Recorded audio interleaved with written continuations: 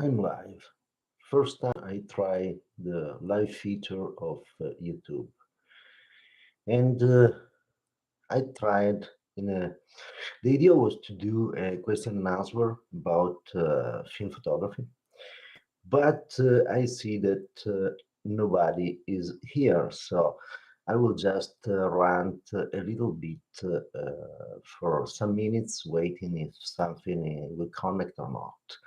And what I want to, I don't see, I don't know, I even don't know if the microphone is working or not.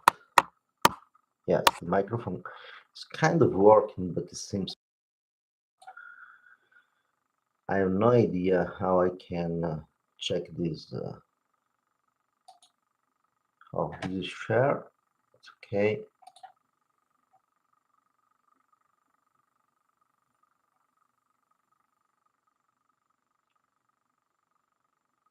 Anyway, I'm here and I will, as I said, I will speak for some minutes and see if someone will connect and see this live.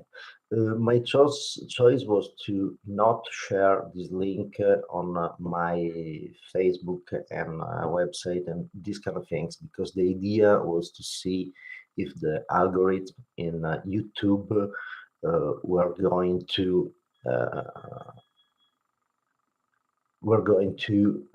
push the video or not, and I don't see actually anybody. I see probably two people following right now. There's two people following, but I don't see questions in the chat. So, okay, ciao, ciao, Sans Claus. Well, Sans Claus, well, I must be nice, or I will don't get my gift at Christmas. Uh, welcome to the. Can you hear me first of all? Because I don't know, I don't have feedback here, and I don't see if the microphone is working. Okay, perfect. Um, questions about film photography or other photography? And if you prefer, we can speak Italian.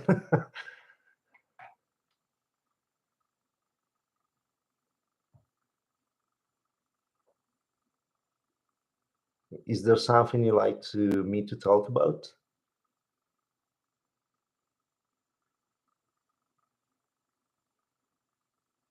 C'è qualcosa di particolare che vuoi, di cui vuoi che io parli? So, but just to tell, the experience with the live is basically you do nothing to push the live feeds. What do you think about the recent announcement of the new Leica M6?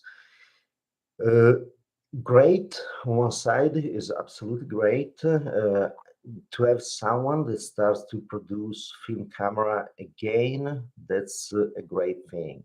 The fact that is Leica and will come out probably with absolutely crazy price. uh, I don't know how much that will push film photography because will be a very niche experience, a very something that really few people can afford.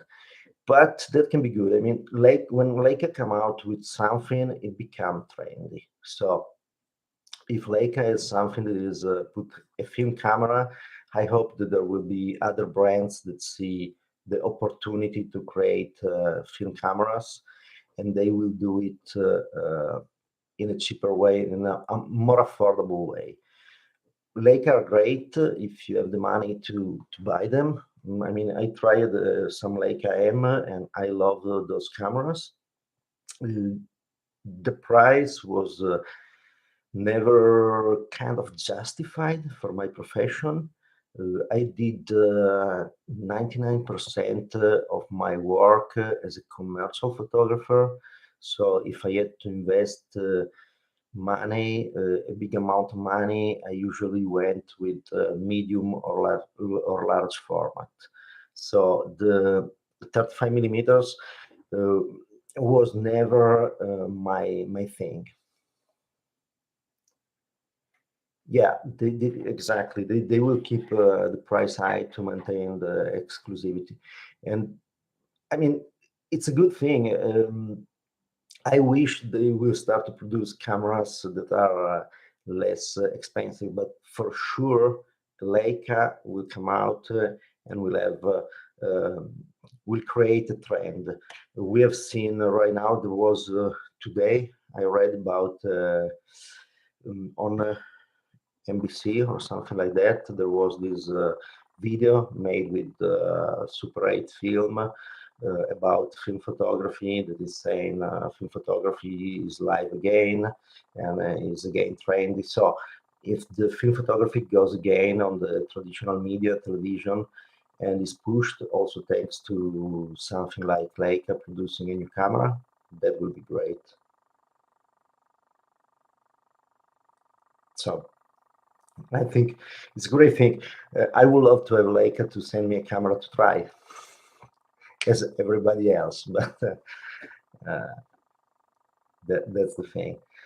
I'm not sure that I have no idea. I didn't read anywhere what is the price of the supposed price of the new M6, but I don't know if I will be able to afford it just to have some fun and test it. Are you a Leica shooter or something like that?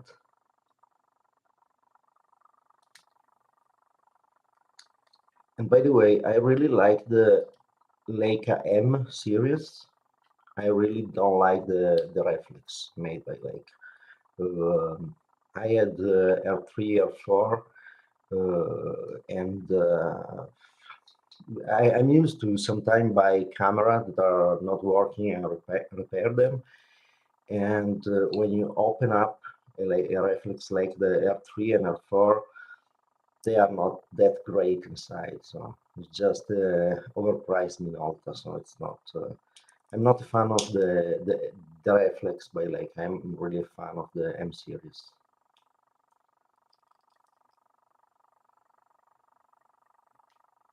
Any other argument, questions? It's or I can invent something. It's just me and you basically. So,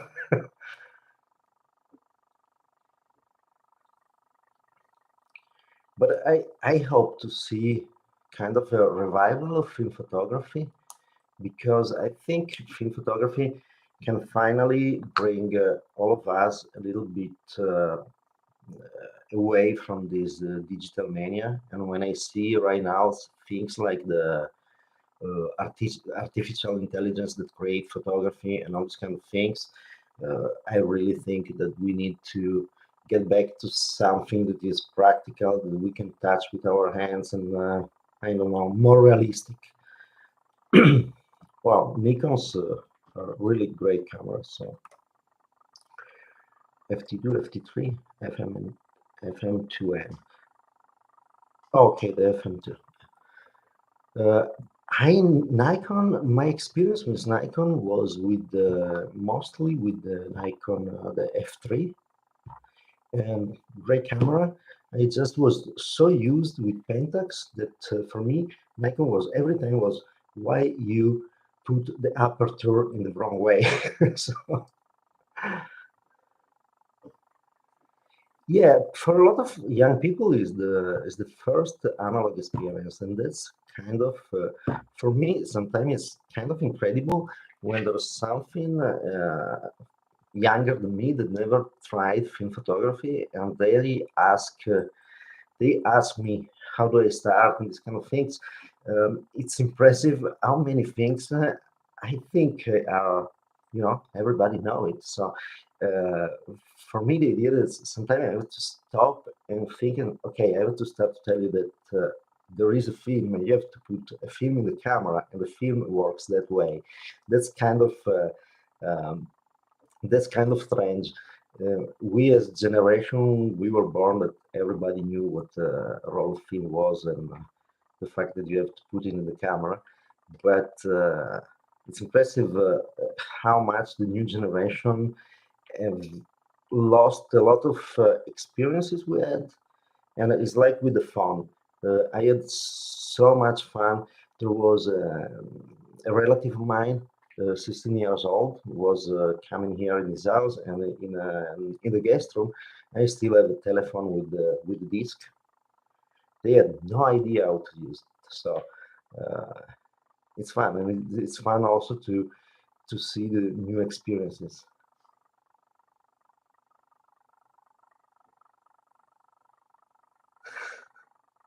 Yeah, exactly. No screen is a fake camera. Oh, if but also with the Fuji X Pro 3, you don't have a screen, so that's why I love the camera. So there's the option also with digital. But yeah, it's kind of really impressive the difference. And the good things when people start to get attached with film. The great thing is that it brings them far from the iPhone mentality. I see a lot of young photographers doing digital, and they pass from the iPhone they had, they pass to a reflex or something much more complex to use, and they still use the same phone mentality. So with film, they have to lose the phone mentality, the idea to take pictures of everything, to be very quick and these kind of things, and they have to start to think at photography as something that is serious, something that you must think how to do it and think what to do with it. So that's really a great thing. I think is a great experience for people that never use a film camera to use one. As it is a great experience, in my opinion, for people that never used an iPhone to take pictures, to just take an iPhone and go around and take pictures, because you will see the difference and also opportunity that you can have with other digital systems. So that's great.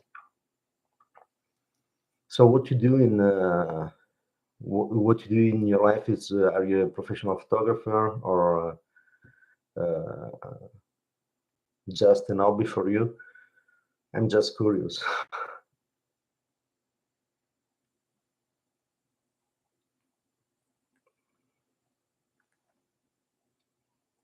By the way, I have started to test some talking about film. I was just trying this Agfa Photo APX, this kind of raw film. Never tried it before, and I'm curious to see what comes out because it's much cheaper than others and very easy to find here.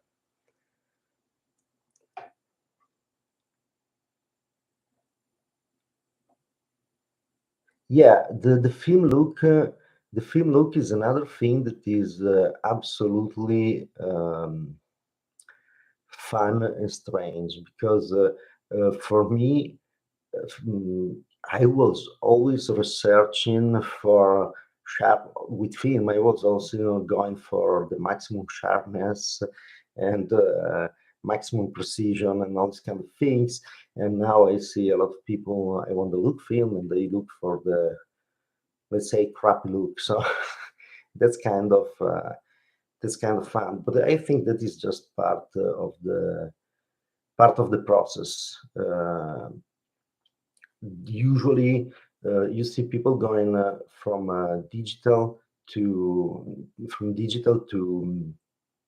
film, starting with this idea of the look of film, and after they realize that there's kind of not no such thing, but uh, they start to realize that it's not just that out of focus and without sharpness and all these kind of things, and they start to realize that mostly the look of film is a creative process. It's something that forces you in a creative way that you usually create images that look different from the digital one. Um, Usually, this idea of the film look is just they give the importance to the technical aspect, to the not sharpness of the lens and these kind of things. But actually, most of the time, the look of the film is something that is created by the more attention people pays to every single shot. So, I mean, kind of, I don't care if they start because they think that there is a magic look or something like that. The important thing for me is they continue and they can understand a little bit more about an analog experience.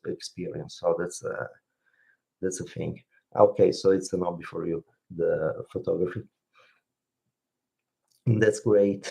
I mean, sometime I wish was an hobby for me because there was a moment in my life that I was so busy with the commercial assignment every day that I arrived at the point where I was,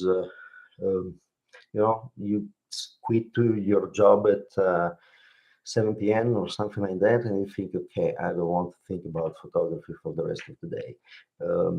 When I had to slow down for family matters, basically, and then I regained the real passion for photography. So that's sometime doing something professionally, especially if you have sometimes some not easy markets, as is in Italy, where I had most of my experience, my life.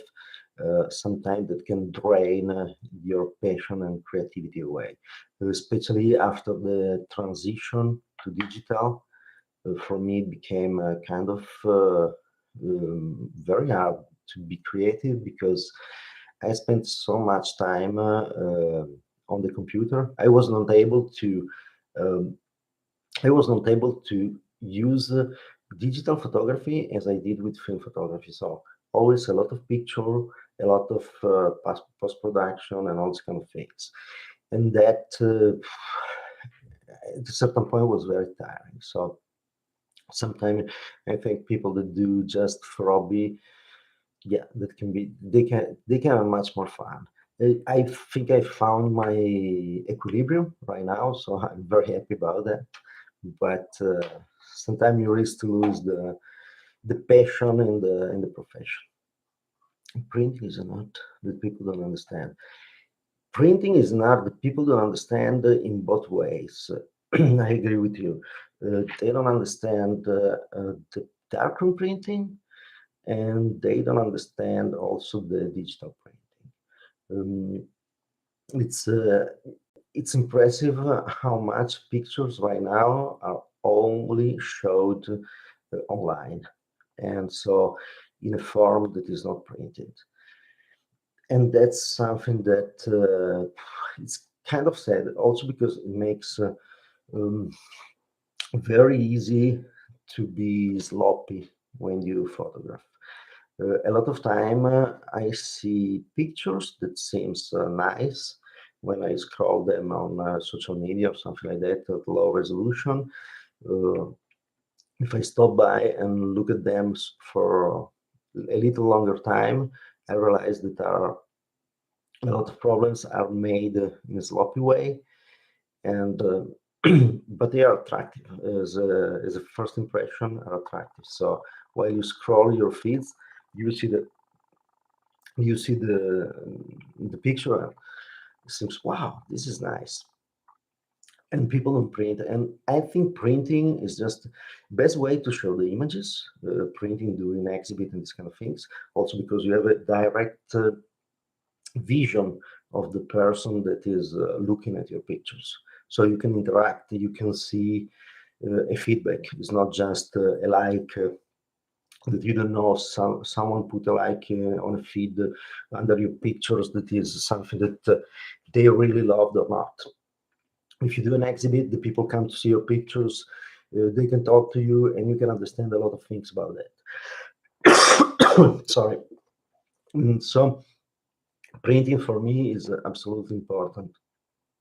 It is important to do it in a proper way, like Nick Carver. He's a working architect and photographer, but shares personal work on this channel. It's really large pharma stuff. Oh, I will sure look for him. And by the way, I write it down so I don't have to scroll back to remember the name when I end here. Thanks for the suggestion. I will look and let's see what he does.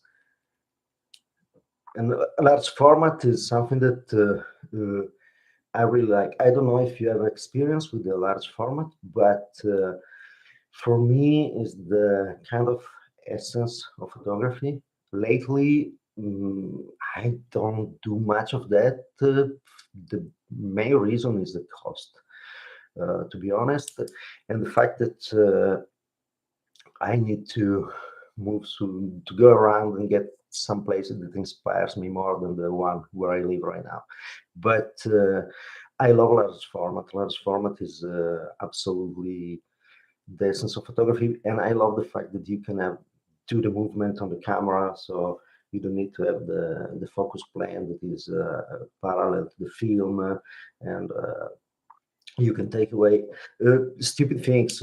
When they talk about the rule of thirds, I always laugh because with a normal camera, the fixed camera, you put if you don't want the horizon in the middle, you insert some distortion, some perspective distortion. With the large format camera, it's perfect because you can put the horizon where you want without distortion. Uh, no, actually, there are not that much. Yeah, it's for some things is like science, but is not that much more complex, and you don't need much more calculation than on standard cameras. The difference is that usually when you start with large format, you pretend to do something that is totally different. I mean, um, if you just take a large format camera, you can use it exactly as your 35 millimeter. It's just a little bit more complex because it's larger to move and manage around. But as a calculation, it remains the same. The fact that is, if you use a large format camera, then you will start to use the movement on the lens and these kind of things.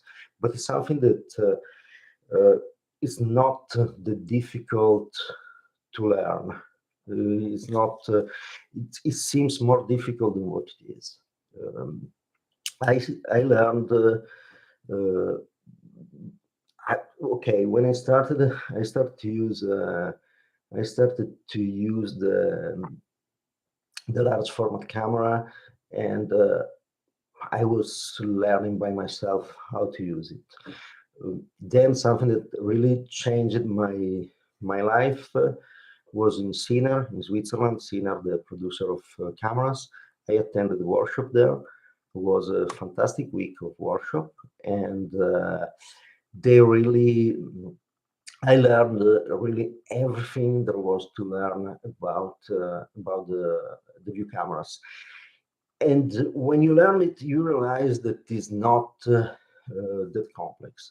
By the way, there are some books around, all produced by Sina, and it's easy to find them used online on Abe Books or website like that. And and they teach you. So, yeah, it's complex, but I mean, if you're tempted to try it, and also swing, rise, etc., if you're tempted to do that, uh, do it. It's much easier than what it seems. For example, the rise is very banal because it's something that you don't have to do any calculation different that what you do with the 35 millimeter camera. You just set the exposure and you decide that yes, I want to move the horizon up and down, up or down.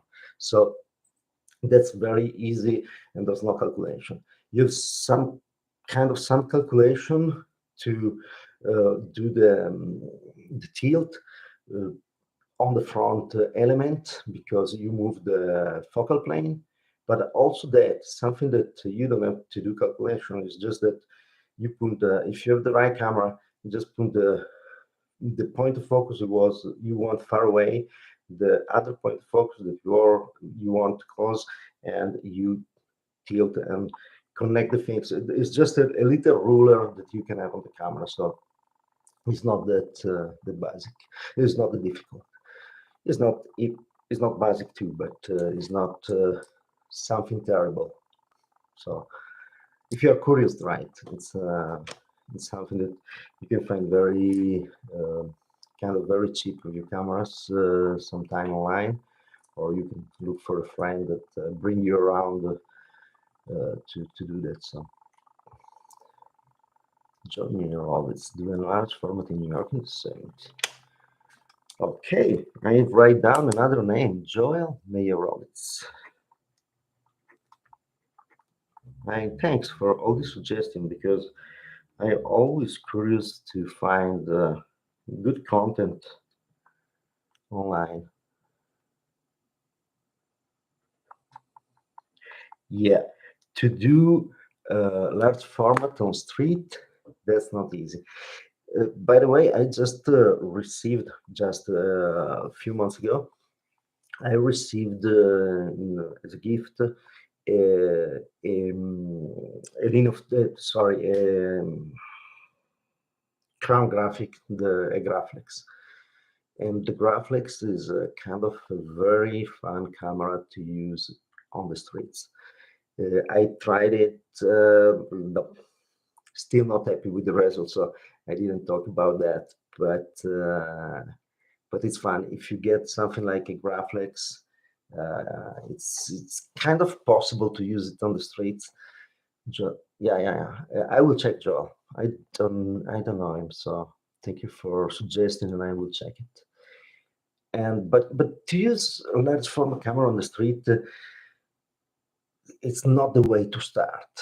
Uh, I mean, the way to start to use a large format camera is what with a tripod, with a subject that is steady, and all these kind of things. Uh, yeah, is the camera used by the press photographers, and there's a great thing that you have a telemeter that you can focus looking in the telemeter.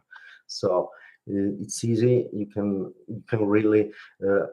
I took a portrait. It was technically perfect. Aesthetically, it was ugly, so I didn't do the video and I didn't show that. I want to do something better and and do a video about the Graflex, and now can be used around. And seriously, with the Graflex is a lot of fun. Yes, 1940 styles.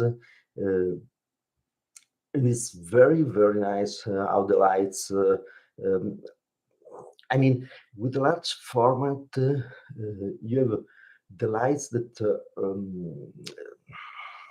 interact in different way with the film. I don't know how to express it, but there's really a style.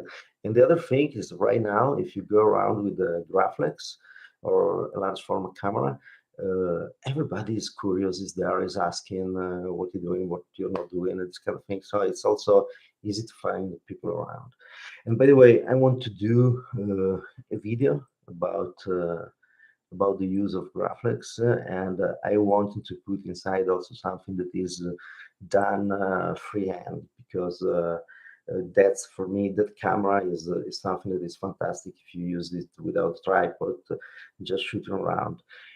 But it's not that easy. So I'm still kind of working on that. I'm trying to uh, come out with some nice pictures. So I can show them around. The test I did, I was really very happy with the technical side of that, but not exactly with the city side. I was too much worried about the camera that I lost the contact with the subject. So it was not. I have to experiment more, but it's fun.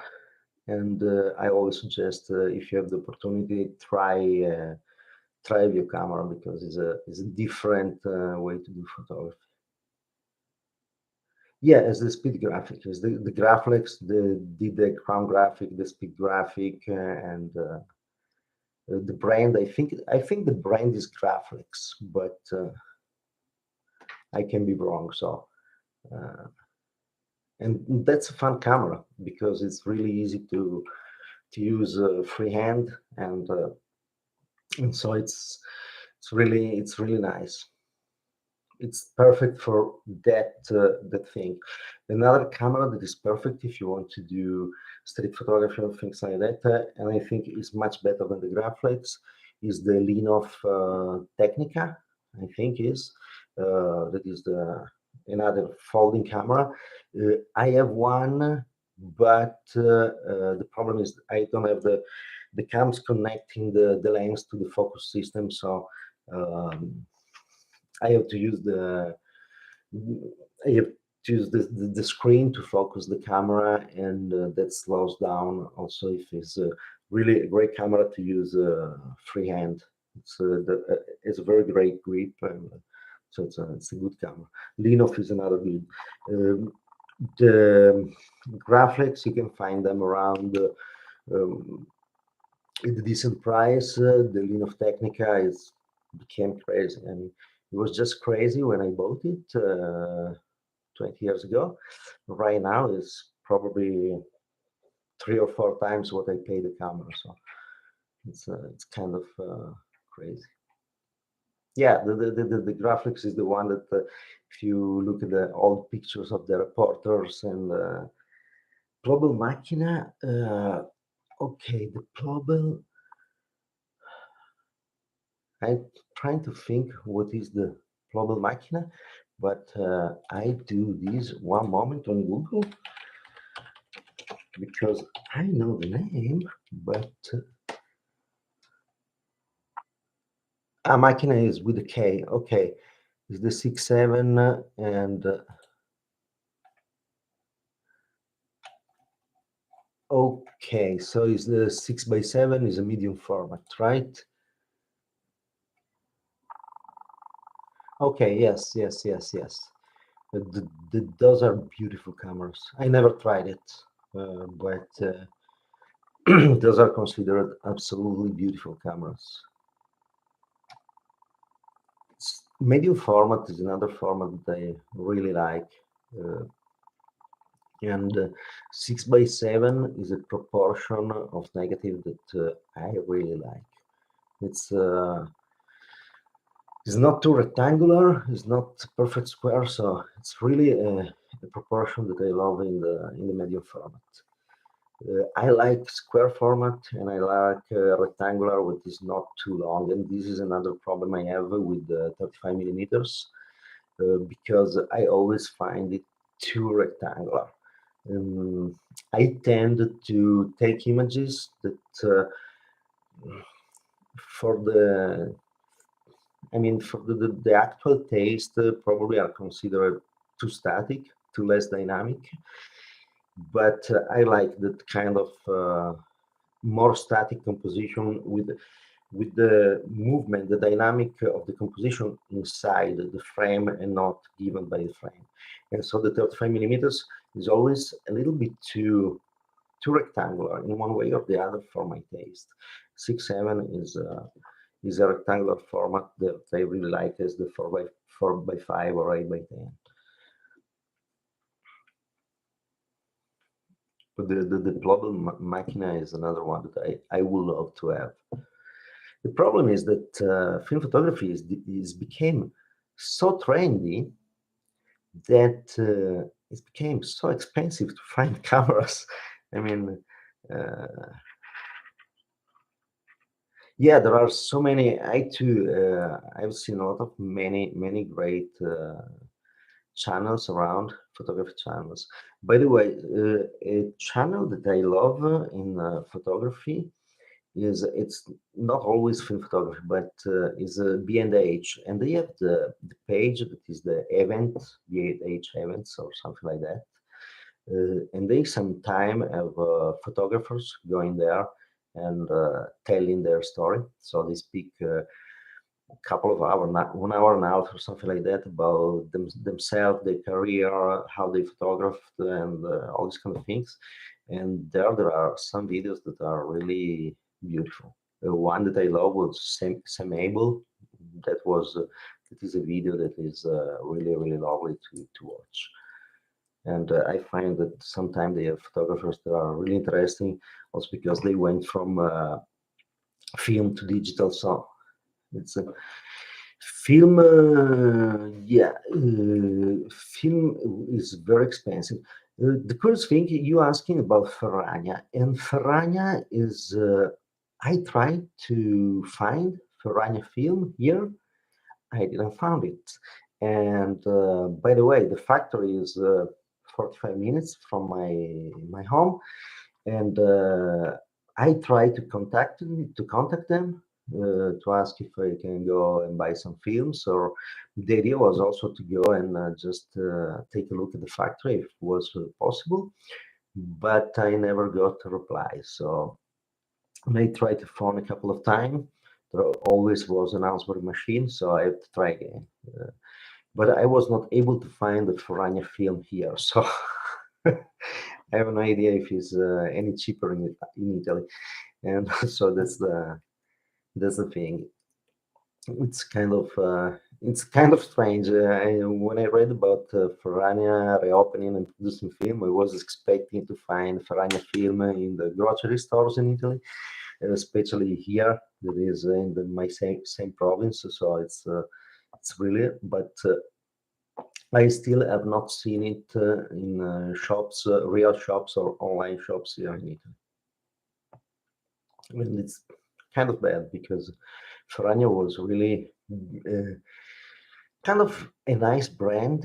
By the way, I have the Ferragna magazine, a series of Ferragna magazine from the 50s, 60s, something like that, and they're quite interesting, quite fun. And yeah, yes, there was a Kickstarter or something. I have no idea too how the thing went, how they are doing, and if that went on. To be honest, I don't know that if they can be competitive and do something that is cheap enough producing it in Italy. Italy has a big problem right now of cost of production, uh, mostly due to the very high taxes. And so when I read that they were going back to the market, I was thinking, okay, that's kind of strange because um, a lot of factories are moving away from Italy. So to be able to support a very small niche market with the Italian cost of production sound kind of strange for me, but really, best wishes to them. I really hope that they can make it and produce good film. Motion picture film used for the great films of the 1560s. Yes, Ferragna produced motion pictures, I think, and but I really have to inform about the story of Ferragna. I mean, I have these magazines, but they were all about still photography. So Ferragna, I'm sure I saw the, the name Ferragna in the title of the films, but I don't know the Ferragna film as motion pictures. Um, I knew them as a film, and by the way, I have a lot of negatives in my archive, in my family archive that were made with the Ferragna film at the time. So and they were for film photography. They were not considered the best films. They were considered a good cheap film. But the comment I read right now from the about the new Ferrania, a lot of people says it's a kind of very beautiful film. So I really hope it is, and I really love to see it also because we need um,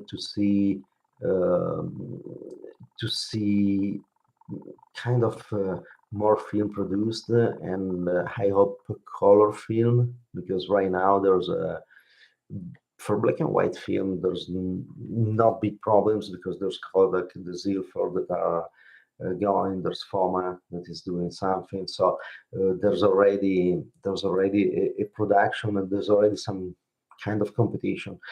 In color film, it's basically there's only Kodak right now. So it's in Cinestill, yes. Cinestill, I didn't try it, or better, I tried the roll was probably last year, but I brought it to the lab here and came out in a way that was impossible even to evaluate it. I don't know what the mess they did at the lab, but Cinestill, I look at it and it's kind of very particular as a film. It gives a lot of character to the film, and personally, I always loved film like the in a positive film like the Provian by Fuji because they were neutral and kind of look much more to have something that is neutral, then I can eventually give a character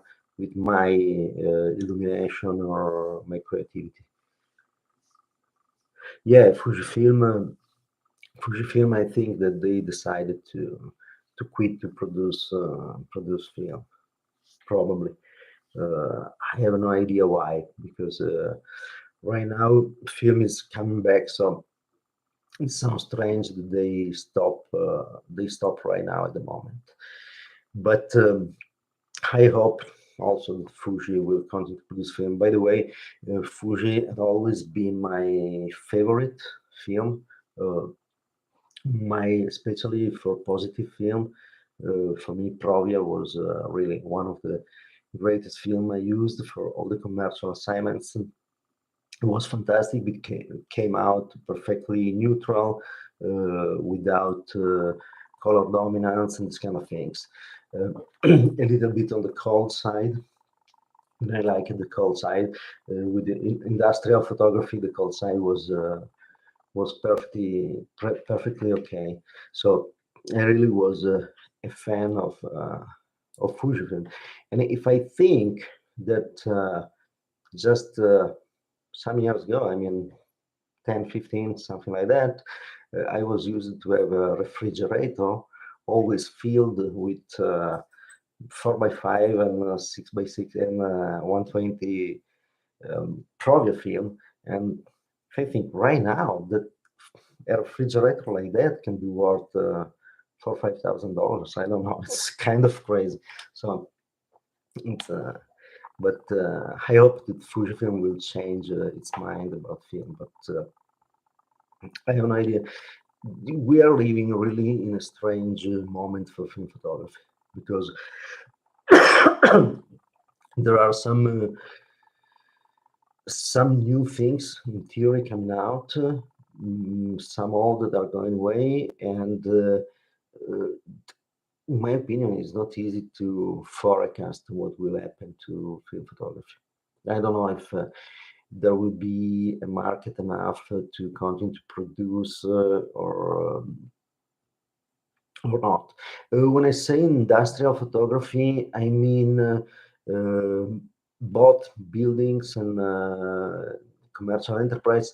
I mean the production. So a lot of time I went in factories and take the pictures of the production process. A lot of time I did catalogs, for example. So usually the idea was you get a company and you decide to the brand needs to be known and you realize everything they need. So it something is in the factory, something is the building, something is the catalog of the products, sometimes the headshot of the people working there. So I started doing just photography, and after a few years, I started to do also the all the graphic design and all the um, kind of be a general contractor. So I always introduce to them eventually some designer or I manage everything that they needed. So I went from for some companies, I went from designing the logo to um, followed it to organize the trade shows and all these kind of things. Obviously, I concentrated most on the photographic part, but but that was the idea. So when I say commercial photography, really, it can be from taking a picture of the a little vase of pasta sauce to um, a huge bridge in the middle of a valley. So that's the thing, and I love that because it was something, and I still love it. I still do that. It's something that every time is different. Every company that you meet and every product that you have to do is something that is totally different from the work before. So exactly, sometimes you are, I don't know, in the middle of Wisconsin photographing ginseng farmers, and the day after you are in Rome photographing a new building going up and this kind of thing. So it's something that I really love. Right now in Italy, it's kind of sad because you phone to the clients and they tell you, "Oh, with the cost of electricity now, we don't know if we will be open in 2 months, so we don't want to do things." But it's really something that I love as a job. Anderson sounds like good niche. Prophet Orphan was doing endeavor to shoot weddings, for which I was grateful. Yeah, wedding is another thing that when I when I was a kind of a kid, I started with the passion of photography. Um, I was around 17, something like that, and I went to a local photographer here, Gian Serrato, a great wedding photographer, by the way. And I was okay. I want to learn photography. Can I assist you? And this kind of thing. So I ended up going to help him with to be his assistant during weddings for a couple of years. Was more than 100 weddings. So yes, if I can stay away from weddings, I would be happy. But also there, I mean, wedding photography is something that I did some wedding mostly for friends and people I knew. And at the end of the game, I had fun. It's not something that I hate. It can be fun. I don't know if I want to do that every week or something like that, but when I did it, I had some fun. Every kind of photography I found myself doing, I had some. I always turned around and found a way to have some fun. For me, the only time I do not have fun in photography is when I find a client that is too much a pain in the ass, if you want to say it. It's too much controlling. I like to have a relationship with the clients where they are present, they tell me what they want and these kind of things. But I really uh, don't like when I have clients that want to micromanage everything and don't give you the trust to let you do the things that you want to do and propose them. So it's the only times I don't fight. Uh, Subject, I have no problem. Uh, in my career, I only refused to do a few things. One was a very strange day of my life, and I was in my studio. I still remember it because it was a kind of an absurdity. Hi, John. Hello. I finished this and I arrive back to you. And welcome. But I was saying, few jobs I refused. First one, I was in my studio, strange day. The phone rang and was the police from here, from Cuneo, and they started to talk in a way that I was where they are going. Because at a certain point, saying, yeah, because our photographer is on vacation, something like that, blah, blah, blah. And we want to ask you something, but at the end, they write to ask me if I want to take the pictures for them. A woman that suicided jumped down very tall bridge, and I said, no, thank you. So I didn't have the stomach and the things to do that. So I refused that work. And after 10 minutes of the phone call, I was called by um, an editor in the city near here that called me, and they asked me if I did porn picture in the studio. They offered, by the way, a ton of money, and I said no. I was not comfortable with the idea. After years, I was laughing because I was thinking, uh, I kept the number of these people. After some years, I called back and they were, oh no, sorry, we moved all the production in Poland because they were really paying very well. I was the beginning. I didn't had I had other ideas in my life, but if I look back, I will have said, okay, let me get a lawyer to see the contract, and if everything is clear, you assure me that there's nothing that is illegal and all those kind of things, I could have evaluated. It was just to give you an idea. Was at the time there was a lot of money. It came out working for the month was something as $15,000 a month. So it was not bad. But then the things I refused. And the only third work I refused was a politician telling me, I want to do some pictures for the elections, and I know you have some contacts with the hospital, and I want to do in the hospital with the kids because I want to go there and show the people that we can make smile also the sick kids. And I told him, screw you and put down. But all the other things, I was really happy to do new things, new subject to challenge myself. So it was nice. Yeah, John Kinsel, wedding work comes with food and drink. Yeah, that's it for sure. But you have to you have to earn it. So events is fun, but wedding is it's just a lot of stress.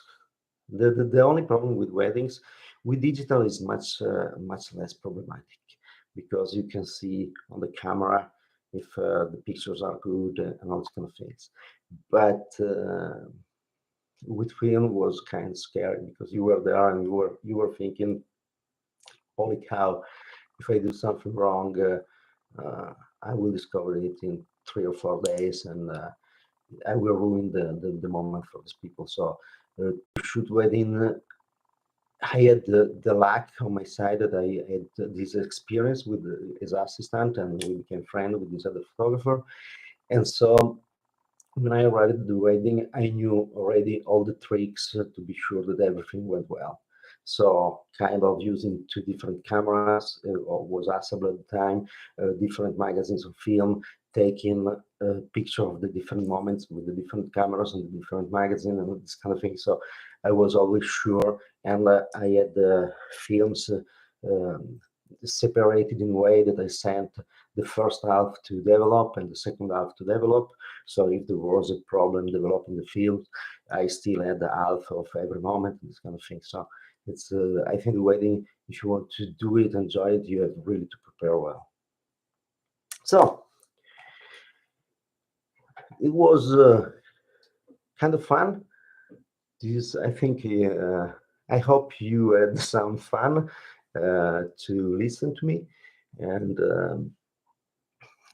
at this point is almost an hour. And thank you very much for listening. Thank you very much for asking questions and be here. Also, because when I arrived and I was alone in front of the screen, I was kind of sad, but really, really, really thank you very much for being here. And I will do my idea, by the way, is to do this live kind of once a month or something like that, develop team, and next time try to promote it on different channels so I can see the difference and I can see where the promotion pays. So that's the idea. And See you anytime. Thanks you very much for following the channel and appreciating the video. Any other question?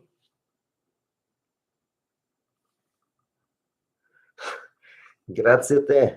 By the way, are you Italian or are you? Because you speak Italian, so just curious. I mean, I don't know if Sans Claus, if you come from the North Pole, but